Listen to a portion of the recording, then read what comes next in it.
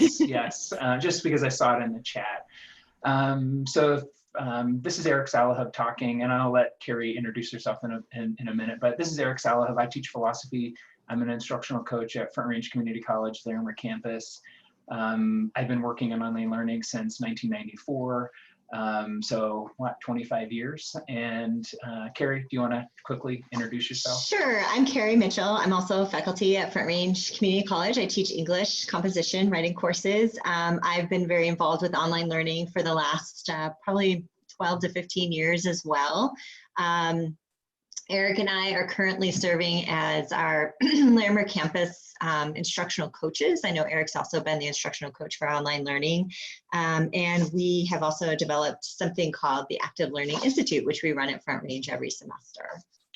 So we're here today to talk about surviving and thriving online with active learning. And we are just super happy that Kay and Chris reached out to us a couple months ago and asked us to think about doing this keynote.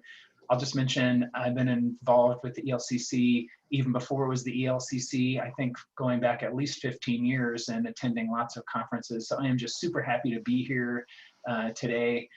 Kerri and I will do our best. So we have planned a dynamic keynote, and we were literally building these slides up until just a few minutes before our presentation today. And we're just really, really happy to be here today and talk about surviving and thriving online with active learning. Let's see if I can advance my slides here. So we set out some goals when we started designing this, really in three parts. We were hoping to expand your understanding of what active learning is and why it's so relevant to student success in online learning. We're here to talk about online learning, we're here to talk about active learning, and certainly how it's applicable to the situation we're in now. And so we were also interested in the pre-work with really saying, for people who are in a crisis, like we know so many of our colleagues are trying to move face-to-face classes online, we were really encouraging people to think about an active learning lens just for this crisis management we're in the moment. And the last main goal we have is to propose and consider some possible near-term scenarios for higher ed and education, looking at the fall, next spring, and beyond, and to think about what kind of planning should we be doing to get ready for those possible what-ifs, and why Kerri and I think an active learning approach is the right approach to plan for those unknowns. So at this point, a lot of you have already engaged in the pre-work for this keynote experience. So we had 3 videos, and these are little short descriptions here of what each one was. And so let me just talk for a minute about why it was that we decided to go with this particular approach. So Eric and I have been asked to do keynotes before on active learning, and it always strikes us as a little ironic that we are being invited to come and talk to people, essentially dump a whole bunch of content on people for an hour or 2 hours on the topic of active learning, which just seems really antithetical to what active learning actually is. And so we've had a hard time stomaching that. And so we tried to create an experience that would allow for more interaction on behalf of the students or the participants in this case. And so that's why we asked you to do some pre-work, to watch these 3 videos, to start tapping into your existing schema about what it is that you already know about active learning, start building your own connections, maybe start doing some reflection and writing, sharing ideas with each other in the chat, so that when you arrived at this keynote experience, your thinking would have already been primed. And so when we do open this up to questions later on, you may have richer things that you may want to offer up. So another reason we did it this way is because this really mirrors the kind of design work that we do as active learning teachers. So in the active learning paradigm, we really need students to, we'll talk about this more in a minute, step into that role of being a learner, an active learner. And so we need students to get out of that idea of I'm going to come and sit and the instructor is going to do all of the heavy lifting for me.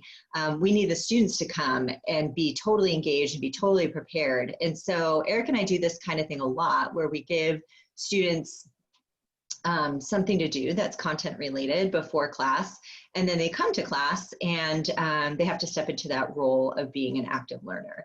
And so it's all just part of the design for active learning. And I'm actually going to pause that thought for a second because I just wanted to kind of forecast for you what we're going to be doing with this time. If you jump to the bottom in the orange box there, you've watched the videos, but in this next hour, what we would like to do for you is spend a little time talking to you to set the stage with some of the content that we have. We want to reflect on the comments that people have already made in the pre-work area, and then we want to have some time for question and answer. So Eric and I will talk a little bit at the beginning, but mostly we want to engage with the work that you've done, the thinking that you've done, and the questions that you have. And so, Kerri, I just put this slide in. I know you didn't see this. This was okay. As of 2 hours ago.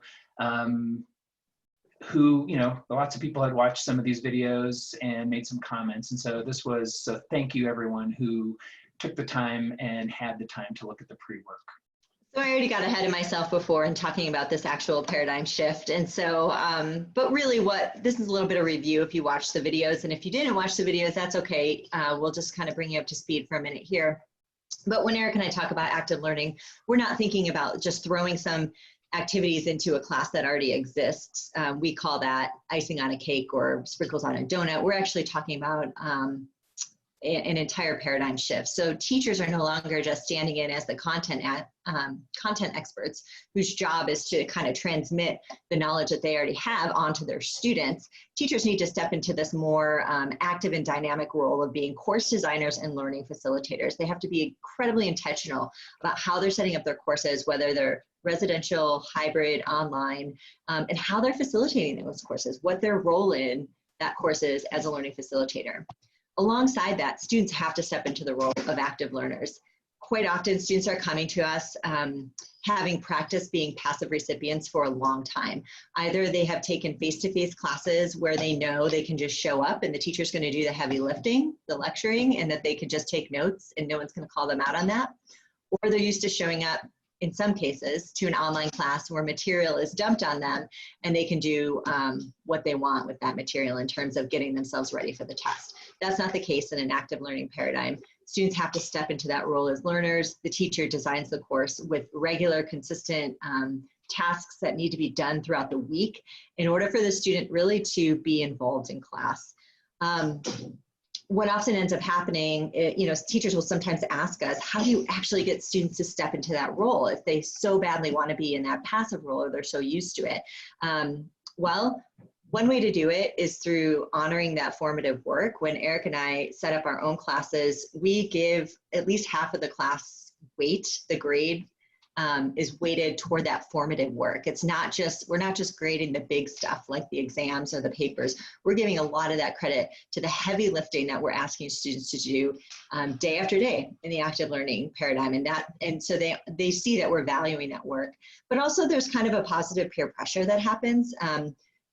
It's a very different experience to show up to class prepared, having done something, versus showing up to an active learning class having not done it, because the success that each student has in the active learning class depends on whether or not they've done the work. And so when the class consistently expects students to do the work, the students who aren't doing it show up and they start to feel a little isolated after a while. Like, this isn't really what I want to experience. All my classmates seem to know what's going on here. They watched the videos, they did the comments, they already did the pre-work.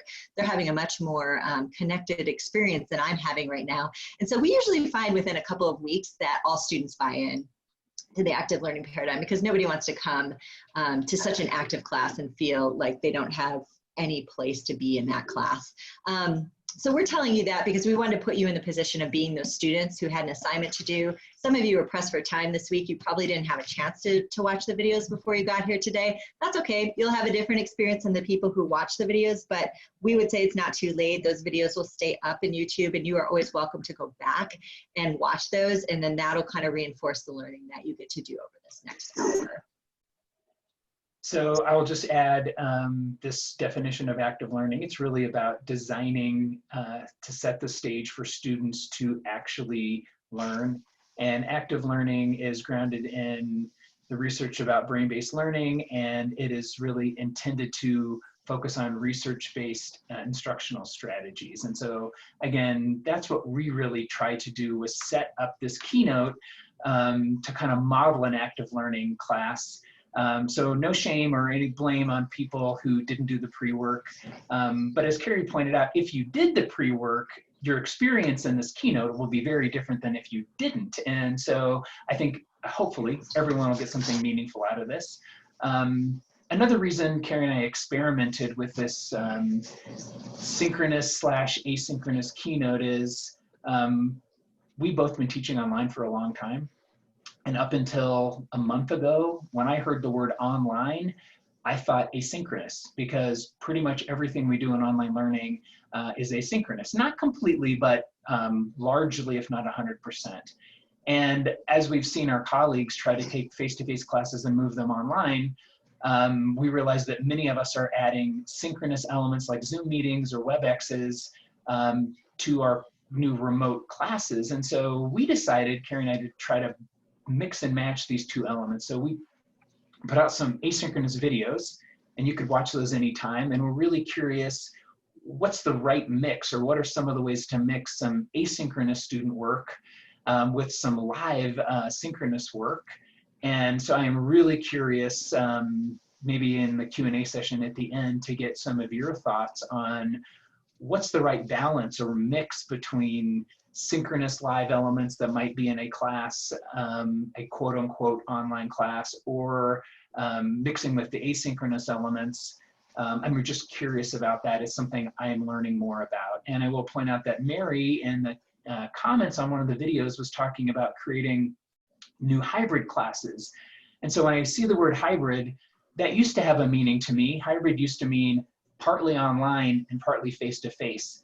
But now I think hybrid may have a new possible meaning, which would be this all online class that's a hybrid between synchronous and asynchronous. And so I just find it fascinating that here we are 25 years into online learning or so, and now we have the traditional online, which is asynchronous, and we may be now creating or developing some new version of what an online class is. And since I'm really interested in thinking about the fall and next spring, I am just very interested in what this new normal online class or new normal class might be. And so just another reason why Kerri and I were experimenting with these two modalities. And so we thought we would take a little bit of time to validate the work that some of you did in the pre-work. Again, this is very typical of what Kerri and I would do when we co-teach our online learning community. One way to get students to do the pre-work is to make sure that they know it's important. And one way to make sure students know it's important is to look at the pre-work while it's happening, treat it as formative assessment, and take on that role as teacher, as facilitator who's giving feedback. And so we wanted to validate the work that you did. We read every comment that came into the YouTube videos, and we thought we would try to use those as a jumping off point to talk about a few things. Again, kind of modeling what a dynamic lecture might look like in an active learning class. You might not know what you're going to lecture about, whether it's online or face-to-face, until you get a chance to look at the pre-work your students did, or participants. And then you can actually be an expert in a different way, right? It's not a canned video or a canned lecture you had sitting on your shelf. It's just-in-time teaching based on what your students or participants need based on the work they've done. And so, Kerri, I will let you kick it off with these comments about active learning design. Sure. So one of the things in the videos that we talked about were these ingredients for learning, these core elements that seem to be present for all kinds of learning, regardless of what it is that you're trying to do, whether it's inside the classroom, outside the classroom, whether it's something you're at home trying to learn on your own, as a lot of us have been doing lately. April says learning is learning, and that's exactly it. That's one of the biggest takeaways for active learning. So when Eric and I will sometimes hear people say, well, that's great for a CTE class, or that's great for, you know, a writing class, but that could never work in math, or that could never work in science. And Eric and I will always respond to that with learning is learning. These are the ingredients for learning regardless. One of those key ingredients. Those are those ingredients, Kerri, by the way. Yeah. So one of those key ingredients that Stacy mentioned is practice. She said everything is practice, practice, practice. And we would agree heartily with that. I think it's really interesting when we reflect on how we've learned things in our own lives. We all land on this idea of practice. Well, yeah, I got really good at making omelets because I practiced it a lot, or I got really good at rollerblading because I practiced it a lot. But somehow when we move into thinking about academic learning or the classroom, we don't factor in the importance of practice as much as it actually is there when we are really learning things in our lives. And so one of the biggest, most key ingredients for learning is practice. You know, we expect students to do a lot of things when we give them these big summative assessments. Are we really giving them opportunities to practice those things? Are we designing our classes intentionally so that that practice is built in, so that they get to take a risk and try it, get to trial and error it over and over again, mess up, make mistakes, not do it very well, but get the feedback from us that points them, you know, like a coach, we kind of point them in the right direction. They get to try it again. We give them more feedback. You know, those are really the ingredients that we need to figure out how to sort of grapple with as teachers if we want to set students up for real learning. And that taps into April's question. I think she asked, how is it that we actually make sure these ingredients are present in any class? Such a great question. So it's one thing to say we need these ingredients. It's a much bigger leap to say, how do I design my class around these ingredients? If you were at Front Range Community College taking the Active Learning Institute with me and Eric, we would bring you through an entire semester of training on this, where we would very carefully backwards design from our goals or from our outcomes. And so we would ask you to identify what the most key outcomes in your course are. What are those enduring understandings, things that you want students to remember or build on in 5 years from now, 10 years from now? You would privilege those, and then you would design your course around them. Too often, we are designing our courses around content. Content is pretty flat. It's important. It's what makes our course, but content in and of itself isn't really giving students anything to engage with, anything to practice other than just memorizing content. To what end? I'm not always sure. So we need to get clear on what our outcomes are, what the role of content is in those outcomes or goals, and then we have to take these ingredients and try to design around them. One piece of advice we have is that if this is too much to bite off, you can take, you know, a couple of these things and start designing around them. I know a few years ago, I really focused on intrinsic motivation in one of my writing classes because I started to notice what materials students got really excited about. And I started to privilege that material because those content connections are really important for learning. And so what I realized is, okay, students are always excited when we do TED Talks. How can I capitalize that? How can I capitalize on that intrinsic motivation, maybe build my class around the whole idea of TED Talks, have students write TED Talks, have them present their own TED Talks. And so that was one semester where I really honed in specifically on this one ingredient, intrinsic motivation. So it doesn't all have to happen in one semester. This is a lot of stuff to be thinking about, but you can just start to kind of keep track of what these ingredients are and think about how you're building them in and the connections between them. So I guess I'll pick up on that thought. So Lisa and Beth were both offering examples of they're taking things they're doing in their face-to-face classes and moving them online. And so Lisa teaches art, and I'm not sure if she's logged in now, but feel free to jump into the chat, Lisa, and take credit for this idea. But she was really thinking as someone who, she's here, I just saw her raise her hand.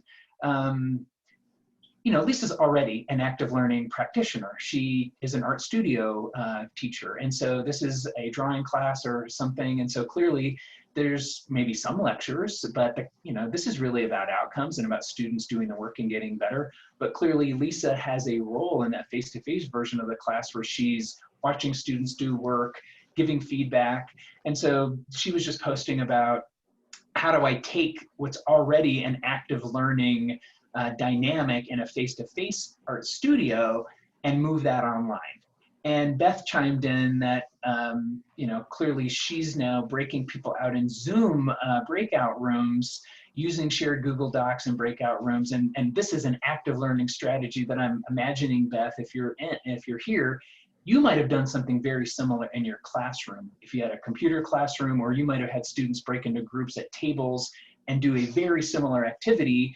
And you're talking about how am I moving that active learning dynamic where the students are doing the work and the instructor is in the role of facilitator giving feedback, and move that dynamic to an online environment. And I'll just say there's several other examples. Kerri and I have spent the last month working with our Front Range colleagues, helping them translate face-to-face to online. And what we're seeing is people like our colleagues, Clara, who teaches chemistry, and Allison, who teaches logic, who are already doing an active learning design. I won't say it was seamless, but they transitioned to this online remote learning with very few hiccups. I mean, Clara teaches chemistry. She was doing something very similar to Beth. Well, in my chemistry face-to-face class, I have students break into lab groups, work on problems, present out, I walk around and facilitate. Well, Clara just took that exact same dynamic, moved it into a Zoom classroom, and Clara actually said, in some ways I like it better because I can more easily control and move the groups around. And my colleague Allison said something really similar. One of her other colleagues said, how come students are coming to your Zoom meetings, but they're not coming to mine? And Allison said, well, it's because the Zoom meetings are simply replicating the dynamic interactions that were already happening. My students were already in the mode of learner. They weren't in the mode of passive recipient.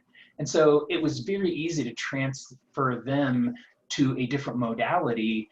And if you hear me alluding to why Kerri and I think an active learning design is the right design to shift modalities quickly, I think this is some of the evidence of why that's probably true. We've seen other of our colleagues struggle, people who are lecture-centric. Let's be honest, it's really hard to do a lecture via Zoom, because why not just do a video if you don't need interaction? Or why not do the video, and once you've canned the video, then the teacher's in the stress of, well, what do I do now? Like, what's my job now? And that transition from lecturer to online teacher is, I think, more difficult. And so we're, definitely thank you, Lisa and Beth, for those examples. And I'll just back up what Kerri said earlier. You don't have to do it all, but the basics of active learning design are, I'll say, fairly straightforward. Think about what knowledge and skills your students are going to need in order to be able to succeed on the summative assessments that you designed around the outcomes.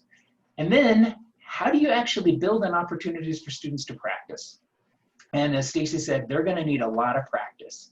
And your job as an active learning teacher is really here in this blue part, designing in those opportunities.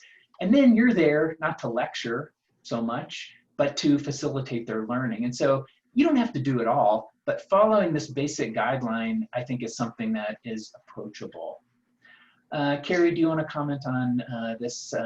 Yeah, sure. So this is just another great example from April Lewandowski that I really liked, because what it reminded me of is that sometimes teaching online or teaching remotely puts us in a situation where we discover a way to teach something to students that is more effective for them, because it does make it more active for the student. And so I'll just tell you that what April's talking about is teaching students how to use library databases, which is a skill that we definitely teach in intro comp courses.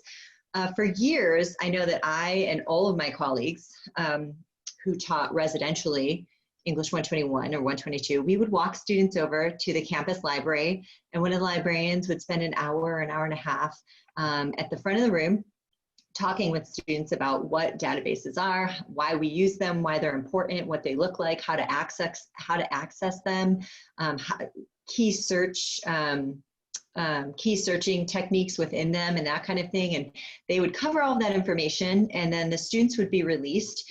And what always happened was the same thing. The next week, when students needed to actually do their research, they had completely forgotten what the databases were. They didn't know how to use them. They had a ton of questions. It was as if we never went to the library at all. I discovered when I moved to online learning, when we moved our learning community online, that it was much more effective just to take the library out of it and create an activity for students. And Eric and I call these guided thinking activities. We build them in the quiz area of Desire to Learn, which is our learning management system at Front Range. And basically, I give students a series of short, like 10 to 11 minute videos, followed by a couple of questions, so that students, rather than sitting through an entire hour and a half long presentation and that they walk away from and forget everything, they're actually having to engage with small pieces of information along the way. One of the videos I give them within this guided thinking activity asks them to actually go into a library database, find an article, email it to me, and then come back into the activity and report on how it went. So by the time the students get to the end of that activity and I go and look at the work that they've done, I have formatively assessed that as a teacher. I know that like 20 out of 22 of my students were successful in going to the database, finding what they need because they sent it to me. So I know that they can do it and I've seen it, right? That is so much more effective than when we used to take them to the library for a lecture where they didn't feel a lot of intrinsic motivation or pressure in the moment to have to learn that information. And then they just panicked a week later when they actually did need to use it. April took it to the next level, and I love her example so much. So good. So yeah, so what April does in her online class, and I absolutely love this, I'll probably steal it, is she gives students a little bit of an overview on how to find databases, so that she gives them just enough information that they need to do it. But then they each have to create a screencast where they teach the rest of the class about the special features of one particular database that they're using. And so this is really putting students in charge of their own learning. This is really making them the active, engaged learner, because April just gives them enough information to get them into the databases. And then they have to do the playing around with the databases, figuring it out, and then creating a short presentation where they teach their peers about what those features are. And then April's not lecturing at all. That's how she ends the post. She says, this is students learn how to use all the databases, no lecture needed. I think it's wonderful. So what I've discovered, and hopefully what April's discovered, when you're in online teaching and learning, you find really creative ways to be that designer, to get students to meet those outcomes. And then if you're like me, you go back to your residential sections and you actually end up using all of this stuff. So when I go back to my residential sections, I no longer take students over to the library. We do these activities online in those classes as well. Yeah, I think we'll be stealing this idea for our next online class. Thank you, I'll April. just add, one of the things you learn as an active learning designer, it's about iteration. You try something, and because you're designing around scientific principles, you want to do what works. And so active learning is designed based on evidence-based practices that work. And so what you'll find is you will refine and hone your design over time as you actually see things, students actually learning and doing better. And so we don't have time to dig too far into that, but Kerri and I have practiced this multiple years, and you make small tweaks, and I think April's just offering us another cool idea. I'll just say that Kerri and I love this quote from Dr. Terry Doyle, the person who does the work does the learning. I think Kerri's example illustrates that when we do this guided thinking activity, students learn more because they're doing the work.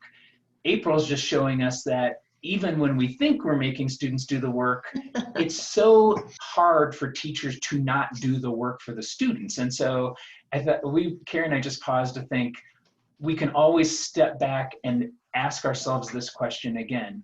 Are we asking students to do the work? And one of our colleagues framed it this way: if you're doing the work, you're stealing your students' opportunity to learn.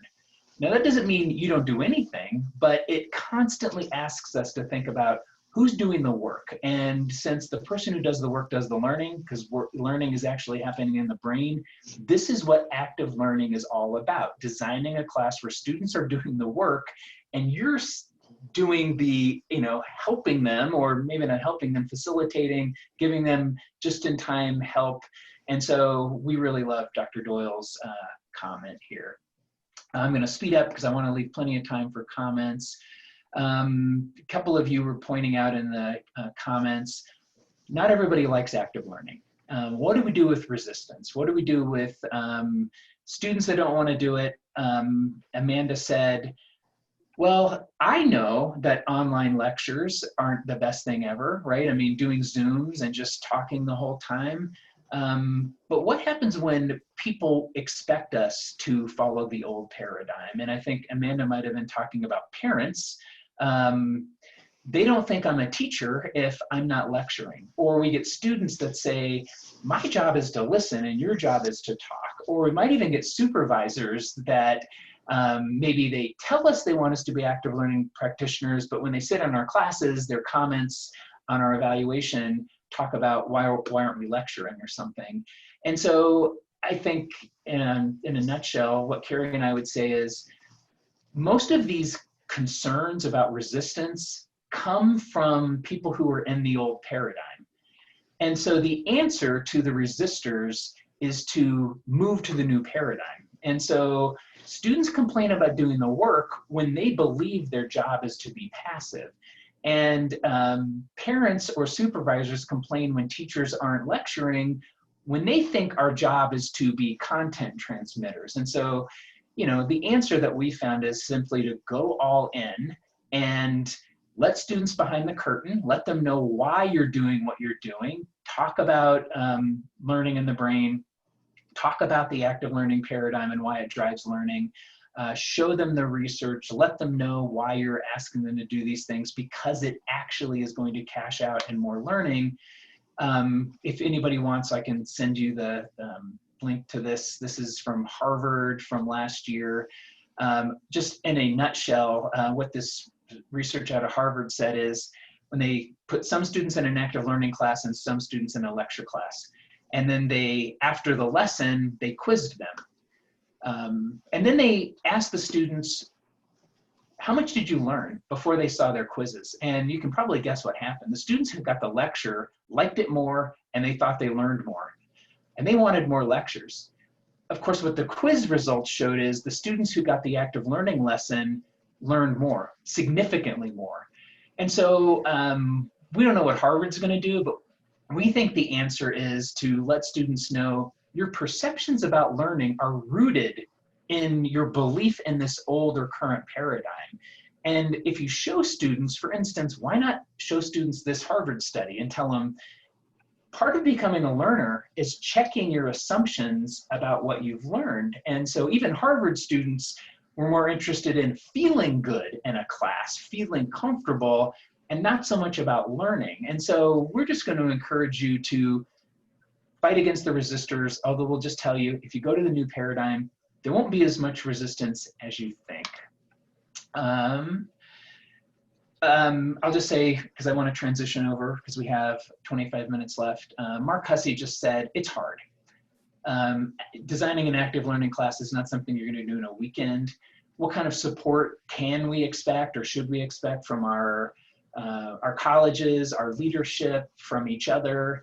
And as Kerri mentioned, when we do the Active Learning Institute at Furringe, it's a semester-long institute, cohort-based, where we work through over a semester, you know, backwards design ideas in active learning, and then we actually have people do a redesign.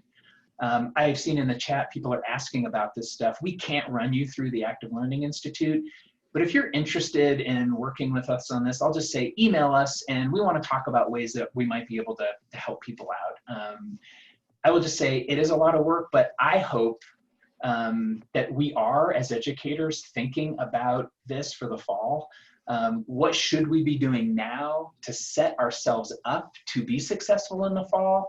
And I guess I'll just say, if your school isn't doing it, what do you want to do for yourself to put yourself in a position to be ready for the fall? We want to use the rest of the time to look at the chat, to take your questions and comments, suggestions, ideas. Before we jump in there, I'll just say, since it's our keynote, and I don't want to phrase it that way, I'll just tell you, the thing that I am the most interested in is, what do you think is going to happen in the fall and the spring?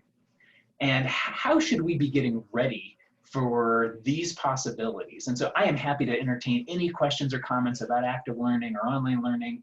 But if anyone's interested, I am super curious whether you think my what ifs are off base, on base, how likely it is. Do you think we're going to be back to normal in the fall or spring? And, you know, at least as far as Kerri and I are concerned, we don't have a lot of time. I don't think if we can wait, or we should wait until August. Like, what should we be doing now? And, you know, I guess I'll end on this slide and then take questions. I mean, Kerri and I really think an active learning approach is the right approach.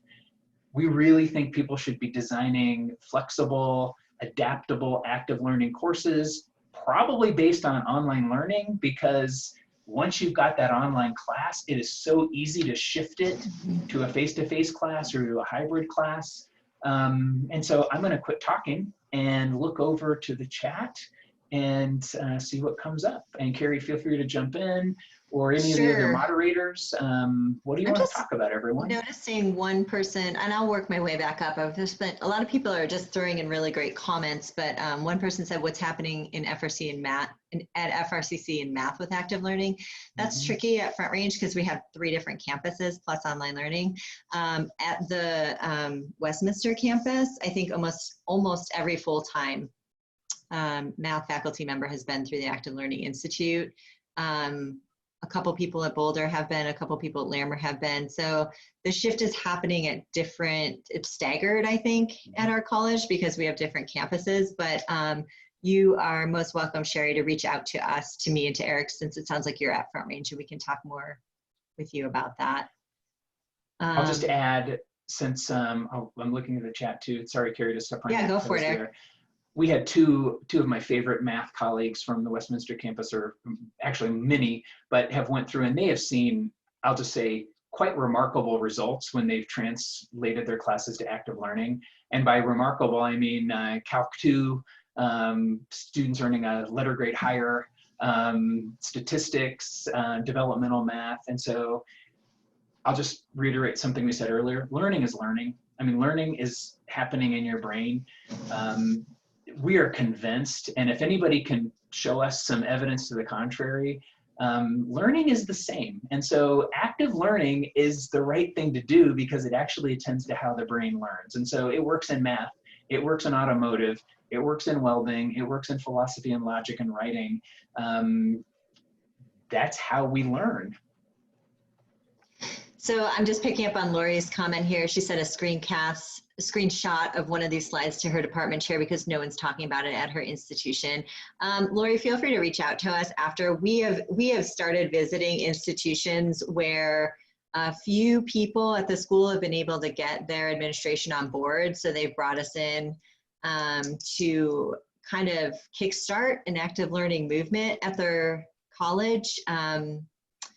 And I will say that all the national trends and research right now are in support of active learning. Someone else pointed out in the chat a little while ago that this is not new. Active learning is not new, and it's not at all. I mean, people have been talking about this for 100 years. It's just that we have a lot more brain science now that backs it up. So I think we're finally starting to catch on in higher education. And so any administrators who are not talking about an active learning approach to learning and to student success are just not on, they're not on the bus. I mean, this is where everybody's headed. And so I think that there's a lot of supporting materials out there that you could provide to get your institution on board with this.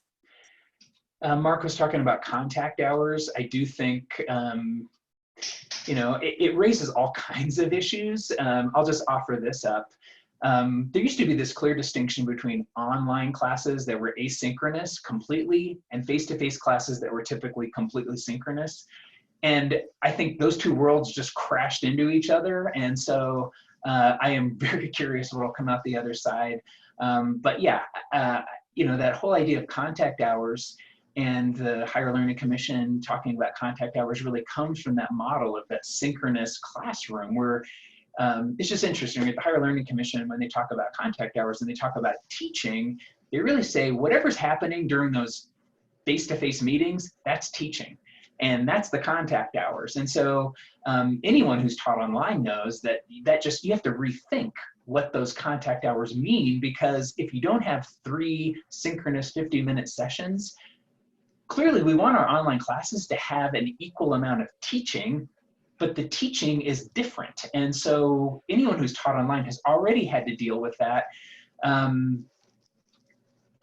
don't know what's gonna happen. I'm just looking at a comment from Lisa. She's asking, this sounds like an interesting dynamic. I hope I represent this correctly, Lisa. What happens when we go back to the classroom in the fall, but then at some point students have to social distance, so they're sitting 6 feet apart from each other? How does active learning work then? You can't really have effective groups if people are sitting so far apart from each other. I think, you know, one thing there's a lot of ways to answer that question, but one thing that pops into my head is that we tend to think of collaborative learning when we think active learning, that students have to be together in groups, but they don't. I mean, active learning can be individual as well. When we give students guided thinking, Eric does a lot of guided thinking exercises in class that don't necessarily involve students getting together in groups and working together. And so students can still engage their own brains, even if they're not working in groups. So that's one, I guess, possible solution. Kerri, can I add something? Sure, of course. So I can't remember now who made that comment, but this is one of my fears. That, and if you just asked me to guess, I'm going to guess there's an 50 to 80 to 100% chance that during the fall, some or all of your students are going to have to social distance, or maybe you. I mean, what happens when some CDC tracer shows up or emails you and says, someone got COVID-19 and they were with you, and now you should sequester yourself for 3 weeks and you can't go to your face-to-face class, or that happens to 20 of your 40 students. I think I am going to want to design a class for the fall that can shift between those modes. And I think an active learning class can shift. And so I hadn't even thought about the fact that you may still have a face-to-face class, but only half your students come to class every day. I've seen this just early this morning. What if half your students come on Monday and the other half comes on Wednesday?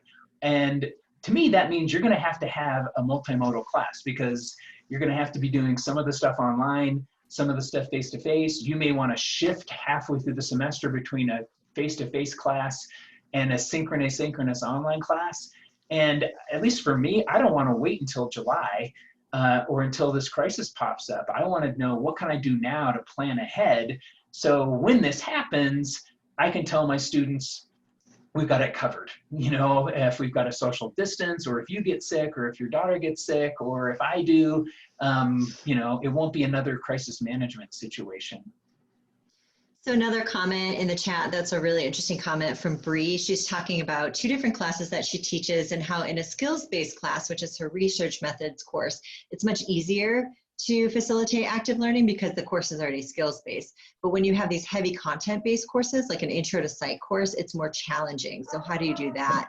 I would offer a couple thoughts on that. For one, I tend to think that content courses are actually also skills-based courses. We just haven't dug out what the skills are yet. And so in a CTE welding class, it's very obvious that the outcome is that students need to leave knowing how to weld.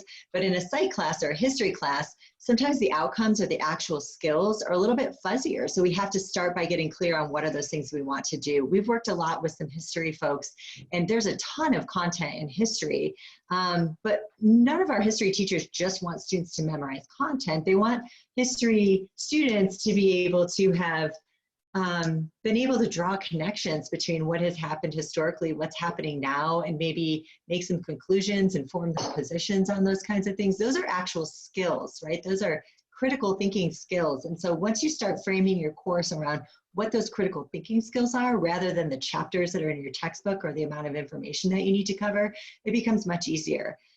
She did use the word survey course, which I think is hard, because I think that survey is a little antithetical to active learning, because survey means what? You just skim the surface of a lot of things rather than going deep with any one particular thing. So I might need to challenge the whole idea of survey courses existing at all, but this idea of how do you do it in a large lecture hall, I'll just throw out the suggestion that you look into the work of a man named Eric Mazur, E-R-I-C, and then his last name is M-A-Z-U-R. He's a physics professor out of Harvard, right, Eric? I think he's out of Harvard. I'm going to see if I can find him right now. Okay, Eric will give the link. But basically, Mazur is somebody who in the 90s was starting to experiment with active learning in his very large lecture halls of pre-med students at Harvard University. And so he's done some awesome work. He's definitely inspired me and Eric.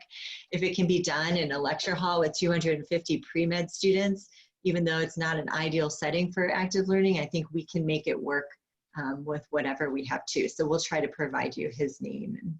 So I don't know, it said my screen sharing was paused. Can someone check me, Chris? Yeah, we can see you, Eric. Mazur up there? Okay. So Kerri, I will just go a step further and say there is no such thing as a content class versus a skills class. I'll just make your point a little more firm.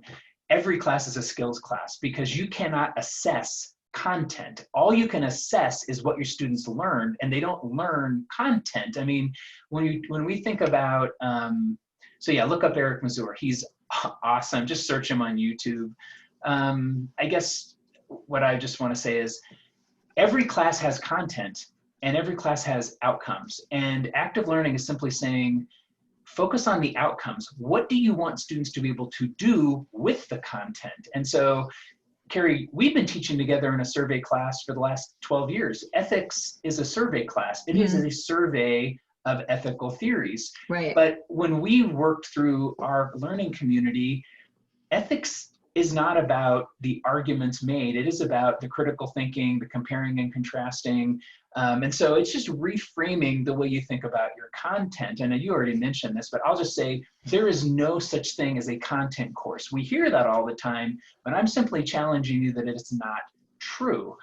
Nursing is a content course, but what they care about is producing nurses, right? Welding is a content course, because if you've never sat in a welding course, you don't know how much metallurgy there is and how many different issues there are that are content-based. There are more lectures in a welding class than there are in an ethics class, because those classes meet for so many hours. But it's about the outcomes. That's where you should start if you're going to do active learning, is thinking about the outcomes. Well, it's funny that you remind me, Eric, that your class is a survey class, because we've so tightly designed it around outcomes, and we've trimmed out any of the material that doesn't directly serve those outcomes, to the point where it really doesn't feel like a survey class to me at all. But I'm with you too. If the whole point of a class is to quote unquote expose students, look, there's a cheaper way to do that. Go to YouTube and watch some videos. I mean, one thing I want to do is I want to have a job in this new normal world, and creating videos you do once. And so I want to be an active learning facilitator, because no YouTube video can take that job away. You're the only one who can watch your students learn, do the just-in-time lecture, be there for your students, giving them what they need. I almost can guarantee that there's a better lecturer than you at whatever you think you're good at. This week, I just gave my students some crash course ethics videos. There's no reason for me to redo ethics lectures when there are 10 that are awesome online already. I mean, I can't compete with someone with a studio who can do a really awesome 15-minute Aristotle lecture. I don't need to. In this new world of active learning online, I may make my own videos, I may curate them from the internet, but my job is not to do those lectures. That's the easy part, let's be honest. Covering the content, that's the easy part. The hard part is the learning, and active learning is about getting the students to do that hard work and being there for them while they do it. I was just looking at the chat. I wasn't denigrating survey courses. It's all I teach. I mean, it's 100 level philosophy is survey courses. I'm just digging back further in the chat for things I missed. Somebody made the really good point that it's really easy to fall back on lecturing when the students look resistant or checked out. And so that's an excellent point. It really does come back to design as well, because if we're looking out at a class full of students who don't seem to be prepared, they didn't do whatever it was that we asked them to do, and they're just sitting there, then we feel like we have to, pick up the baton and run with it. And so what do? We launch into talking, and we start doing all the heavy lifting for students. And so that's why the design is so important in terms of how you're valuing the work that students do in your class. Are you giving students a reason to be prepared to come to class? Are you giving them very specific tasks that they need to complete? One thing that Eric does, he's taught me to do, which I think is fantastic, is that students, for us, regardless of whether we're teaching online or face-to-face, students submit the work before the class actually happens. And so if students have homework on a Friday for a Monday class, our students submit it on Sunday before that Monday class. And so we actually go into class on Monday and we have a good sense of what they've already learned and where they're already at. Traditionally, when I was doing more of a transition of knowledge class, I would go to class on Monday, I would collect whatever their homework was. I may not look at it until Tuesday or Wednesday, and they may not get it back until Friday. And so we're kind of flipping things around, because we want to be meeting students where they are in the moment and building and capitalizing on that real-time learning. So Eric and I look at what students did the night before or 20 minutes before class, and we go in and we kind of pick things up where the students are, rather than always looking back on the work that they did before. It's kind of like the work serves a new purpose now. It's all assessment meant to give us a sense of where they are, which means we're not grading it the same way either. Because in the past, I always felt like I needed to give comments on everything and show students that I read it and validated it. And now I'm just checking over their work to see as a whole, collectively, whether my class is meeting outcomes or not. And then I can address those things in real time in class. So homework is designed differently. It serves a different purpose as well.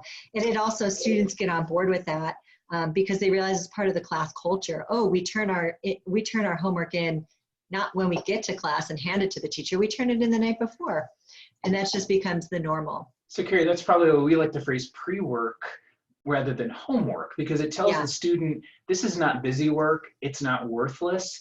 This is a part of that exchange that we're having. The pre-work is your responsibility, so I can do my responsibility, which is to look at the pre-work so we can actually do something as meaningful and efficient as productive in that class. And I'll just reiterate, that's why we gave you pre-work. And again, not to make you feel bad if you didn't do it, but we wanted to really demonstrate that's what active learning is about. It's about asking students to do pre-work so you can actually do something other than just lecture. We had so much content, obviously, that we could have done a traditional keynote.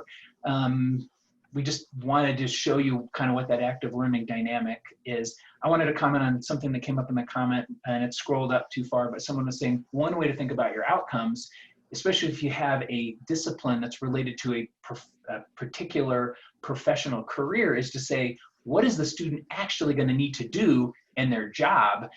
And that might be a way to cut through the clutter of a whole list of outcomes. And we've seen that in our dental assisting program at Front Range, which I'll say maybe used to be a lecture-based course.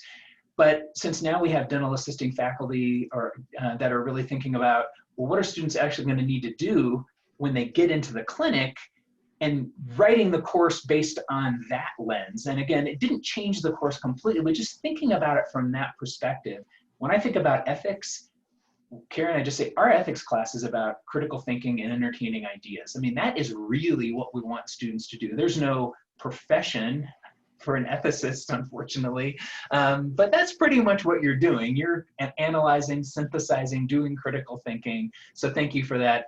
A way to think about outcomes. Eric, I'll just add on to that, what I love about that idea of thinking about what students are going to do in the quote unquote real world with whatever skills we're giving them, is that what I think it caused our dental faculty to do is to really look at their content through a different lens. So rather than looking at each piece of content as like these equal units of information that need to get covered equally, it really became more of a hierarchy of content. And so the content that was going to do the most to help students get prepared for whatever it is that they were going to need out there on those jobs suddenly took it was privileged much more. And so that content that the teacher realized, like, oh, we're covering TMJ, but you know what? Most of these people in their jobs are actually never going to have to deal with TMJ based on what they're doing. So why is that, why is that chapter even in this book? So you can make much more targeted, informed decisions about how you're using your content when you get very clear on your outcomes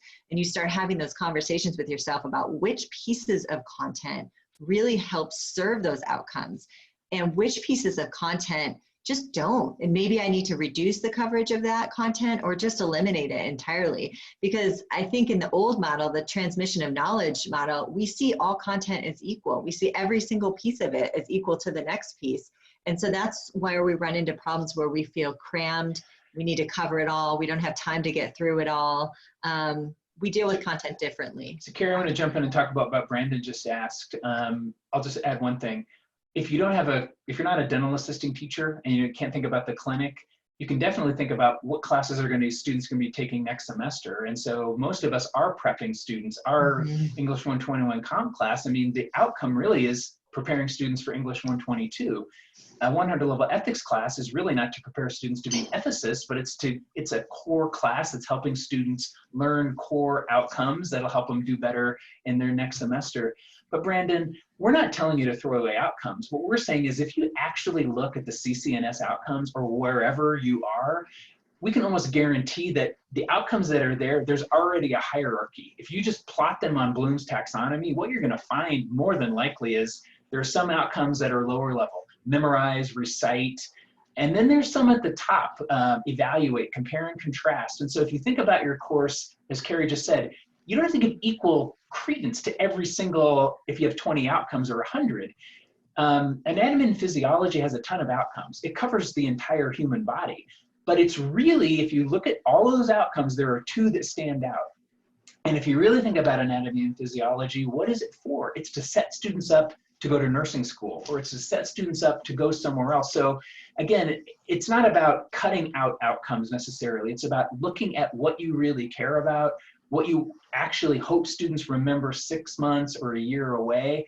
And I can almost guarantee you won't have to cut out outcomes. And the other reason is students will learn more in an active learning class. And so you can talk about cutting things out, but what you'll find is students will actually learn more. And maybe that's a little teaser since I think we're almost 2 minutes. We got about 2 minutes left and Kerri and I are, so I think we'll hang around, but I just wanted to end on our, this is who we are. We're not sure how we want to follow up on this. We can't run you through the Active Learning Institute, but we do have a ton of resources that we might be able to share. If you're intrigued by this stuff, please reach out to us by email. Subscribe to our YouTube channel, only because we may post more videos there. We really want to get ready for the fall. We want to help our institutions get ready. We want you to help us think about creating the future. That's a pretty cool opportunity, and who better than us to actually help figure out where we should be going. And so if you want to help us think about this, please do email us, reach out to us. We'll share ideas, exchange ideas. And Kerri, we're happy to hang around at least for a little while. Absolutely. And I'll just mention in closing too that Eric and I are currently working on a workbook where we are trying to provide really a workbook guide that teachers could either work through on their own or with groups, cohorts at their own institutions to really transition their course into the full active learning model. And so we have already shared this workbook with one other institution that is piloting it for us this spring. Who knows how that's going considering the COVID crisis, but it is in draft form. But if you feel like you really want to take some of this stuff seriously and you want to maybe take a look at that workbook and see if you can get something meaningful out of it, do reach out to us at our email addresses. You can just hear us hesitating because this workbook is, it's completed, but it's still technically draft. It's really a draft, yeah. A completely self-contained book version of our Active Learning Institute. And so since Kerri mentioned it, yeah, email us and we'll collect a list of people who might want to think about using this or collaborating on it in some way. I will just say, people are asking about our YouTube channel. It doesn't have a name, because unfortunately on YouTube, you can't get a name until you get 100 subscribers. So it has this horrible URL, which I don't remember. It is in the ELCC agenda for today. And if you email us, I can send you the name of the YouTube channel. I do not have it memorized. Once we get 100 subscribers, I'll give it a name like Active Learning something. It won't let me do that now. Again, thank you so much to Chris and Kay for inviting us, and to all the ELCC and everyone who worked on the conference. Brandon for hanging around today. John for helping us moderate. I don't know if you kicked out any Zoom bombers or anything, but thank you for moderating. Thanks, John. He just gave everyone the link to the YouTube channel as well. So thanks for that, John. Keep watching. Kerri and I'll keep looking at the comments that come in on those videos. You'll see some more videos probably in there at some point. I know there are comments that scrolled past. If you want us to answer your comment, email me and we'll help you with that. Yeah, Brian, it's good to see you logged in. Good to see a Front Range person there. Yeah, 1 o'clock sessions are beginning, so get in there and watch those 1 o'clock sessions, or if you've got a burning question that we didn't answer, hang around and we'll try to get on that. Lori, yes, thank you so much for coming today. Sherry, awesome. Thanks for coming today. So now I see everybody filing out the door. We're down to 71 people. People are crowding the doorway, trying to sneak out. Hey, if everybody could fill out the survey too, it really helps ELCC and keep improving the conference each year. I just put it in the chat. Yep, that survey is going to scroll off the chat here, but it's there. Yes, please do the survey. Beth, awesome. Nice to see you here. I haven't seen your name in a few months. Meryl, Lisa. And we do have you guys scheduled for until we're happy to hang around. About another hour. You guys will have to stick around if we don't get any questions, but if you're willing to stick around and take some, we'd love to have you. Yeah, we're happy to. So 52 people still here. So what's your, great master, Eric and Kerri, what are your predictions about enrollments for summer? So John, before I answer that, are we still recording? And I'm totally okay with it, but I just wanted to remind you, we're still recording. We are, but I can stop it if you'd like. No, I don't need you to. I just wanted to remind you that we were.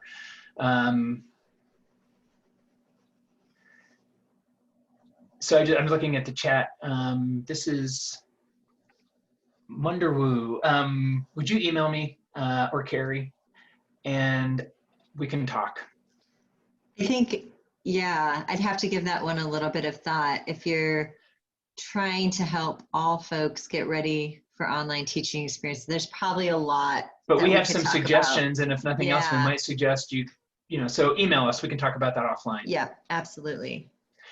It's a tough challenge, but it's one that I think Kerri and I would say it is a tough challenge that we should all be accepting the challenge, because so John, before I answer your question about enrollment, I think we should all be getting ready to have these multimodal classes ready. And if we're not, I think we're going to be sorry when fall rolls around. And so if whatever we're doing between now and fall to help everyone get ready for whatever happens, I hope we're doing it. John, I've read a whole bunch of articles about what might happen in the fall, and I've read two different scenarios for fall. One is universities should be worried, especially high-cost universities, because students aren't going to want to go to normal classes, and parents are not going to be comfortable sending their kids off to campus in the fall. And so I guess, I don't know how many people are here yet, 41. If you've got kids, how comfortable are you going to be putting them on a plane or sending them off in their car to their dorm in Washington, D.C. Or wherever? And if you're a student, how worried are you going to be that it's going to happen again, and so I'm not going to, pay money to go to out of state? John, I think we may have a whole bunch of more people who would have been going to CSU or CU or DU or wherever out of state they were going to go, and they may say, since I'm staying home anyway, maybe I should go to a community college. But I don't know. I think that's just a big unknown. Kerri, what do you think? I'm struggling with it. I think that universities are going to be hit hard. I don't know what that means for community colleges, since so many of them are commuter schools. We may actually see an uptick in enrollment in community colleges if students don't want to pay, to leave home. They may say, well, this semester I'm just going to enroll at my community college. And so I'm not really sure. I don't know, John. I'm sorry. I don't feel very wise on this subject. We have so many question marks, but I absolutely agree that we need to be thinking about all of these different scenarios. Well, it's almost like an ethical dilemma, right? Like my niece is finishing high school now, and she's gotten in all these schools, which are going to cost like $40,000 a year. And if her college is online in the fall, like why would they pay, $20,000 to go to online for the fall when she's going to get prereqs, like, the basic English bio, when she could and she's going to miss all the, extracurricular social interaction that would happen in the college campus. She could just sign up for online classes at her local community college, maybe get the same credits. I mean, I don't know. I kind of wonder about, kind of this future of higher ed dilemma we're in right now, right? Like maybe she can defer her enrollment. I shared an article from the Chronicle of Higher Education on just impacts of. I wonder if it's one, John, that I tried to open that I plans. couldn't because I didn't have a subscription that was like from a few days ago. Oh yeah, they probably only give you a few free ones to open, I guess. It was the one I had was like, how is COVID-19 changing Yeah. prospective students' plans? Early look. John, I think your point also brings up what people currently think online is like, and I hope people aren't making choices about the fall based on these cobbled together remote learning classes, which, you know, I know my colleagues have done the best, and some people have created amazing things at the last minute. Other people have cobbled together things that are okay, but clearly almost no one is happy with the online class that they're teaching right now. That's like this crisis management class. And so I wonder, will people be more likely to sign up for traditional online classes hoping they get something that's actually designed? Will they risk signing up for a face-to-face class knowing that it could transition? I guess speaking for someone who teaches at Front Range, I want to be able to tell students, go ahead and sign up for face-to-face classes. And if they turn into online classes, just know that it won't be a crisis situation. Know that we will have thought about it ahead of time. So yeah, go ahead and register for face-to-face classes. And if they end up becoming online classes or some kind of hybrid class, we've got you covered. Otherwise, I think we're really letting students pick and choose based on what they now think they know about what might happen, and that seems dangerous. I guess I have a question. I mean, you know, being in instructional design and technology, I kind of have both hats, and I think a lot of what we've done has been that crisis response. We're just trying to get people through with the best possible emergency rapid prototype designs that we can. And the struggle has been with the people who are unfamiliar with the technology, unfamiliar with honestly anything other than here's a file dump, or they've never I've worked with folks who don't use their email. They don't even know how to log in.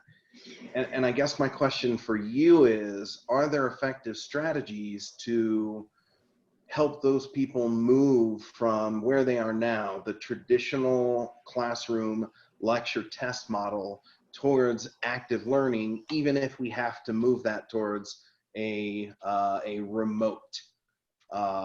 remote learning situation? Because we're not transitioning everything to online at this point at my institution. We're saying some are going to be remote learning, and face-to-face faculty can still teach in a remote learning, which is a situation which is different than what we're calling our online learning courses.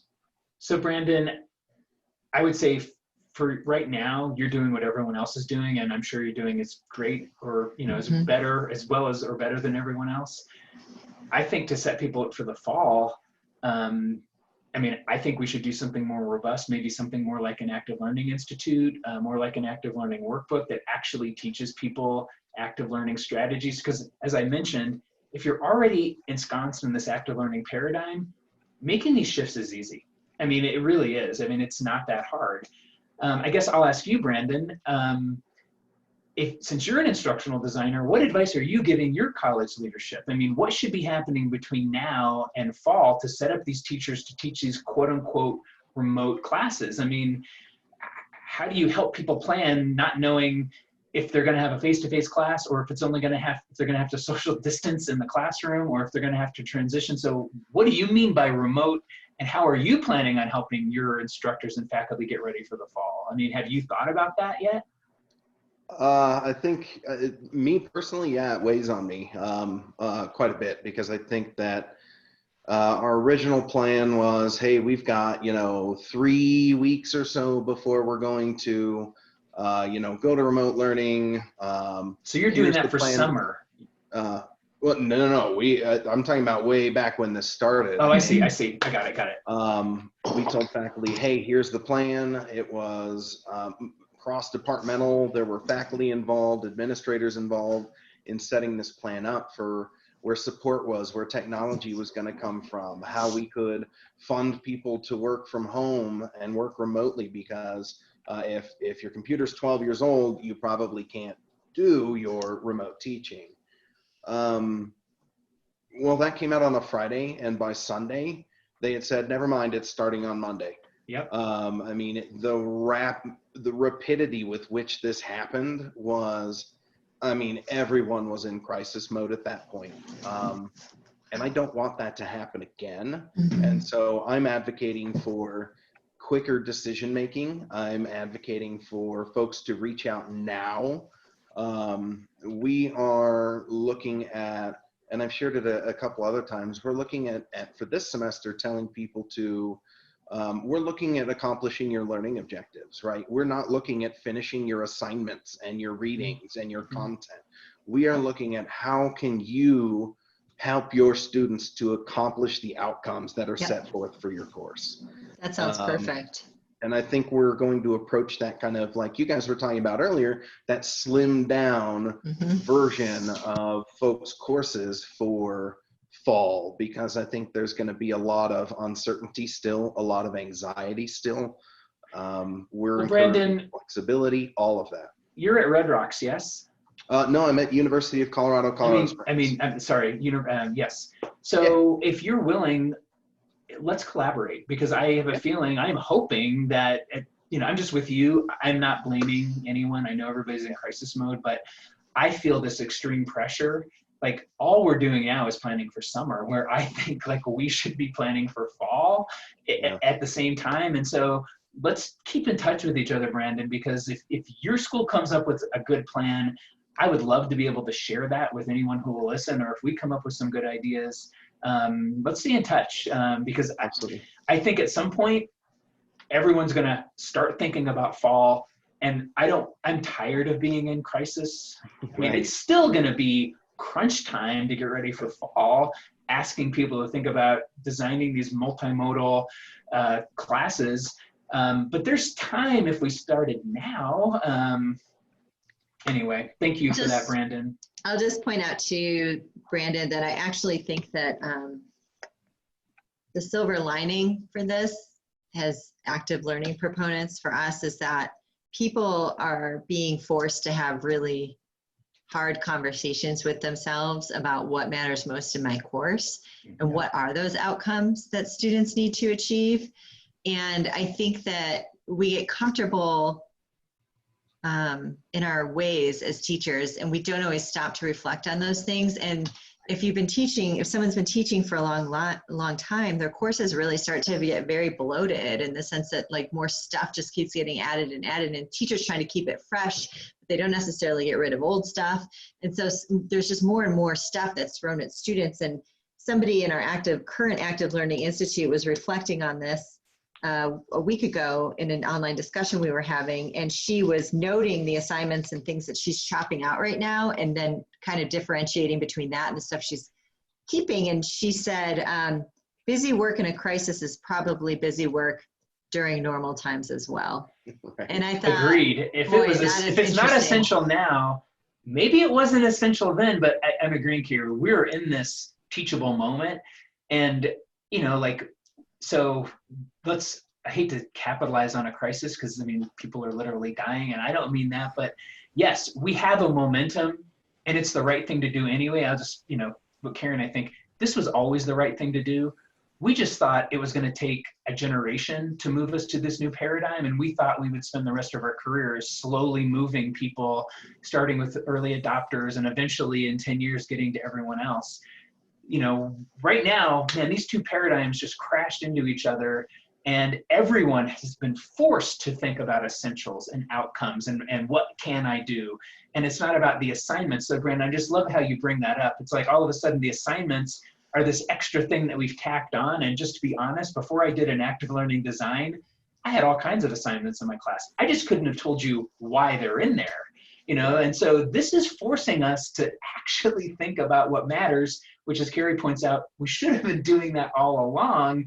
We just don't typically design that way. And I love your comment about the bloating of the classes. When Kerri and I designed our online class, the best class ever that we talked about in our video number 1, both of our classes were already bloated. And so when we tried to put those two classes together, that's when we realized we have to take everything out and start from scratch, because there was just so much. And we loved everything that was in each of our individual classes. And so taking those assignments out was really hard, but it was the right thing to do. So I'll just open it up if there are any. I know there's 30 some people still here. Yeah. Please type into the chat if you want me and Brandon and Kerri and John to quit talking to each other. We're happy to entertain questions or ideas. If you've got a suggestion or a question or anything, and you don't need to, lurkers are welcome to. I had a resource that I really want to share with everybody, if not to hog the mic here or whatever. I'm going to just put it in the chat again. So Allison Delkey, our online instructional coach over here at Front Range, shared it. We had it as an announcement, and I think it really echoes a lot of what I hear both you saying, Kerri and Eric, about. It's called "Please Do a Bad Job of Putting Your Courses Online," and it came up by this woman, Rebecca Barrett Fox, and kind of went viral, I guess, in higher education. But it really gets down to like the point of just being deliberate in your course right now, not putting so much. I mean, I love it. It's like, don't record lectures if you know, unless you really need to. Don't do synchronous work. Like, it's not the idea of, I know at Front Range, we've had a lot of instructors like, okay, so we meet, you know, 3 hours a week now. Those 3 hours are going to be on WebEx, and we're just going to switch the class time. So it's just being more deliberate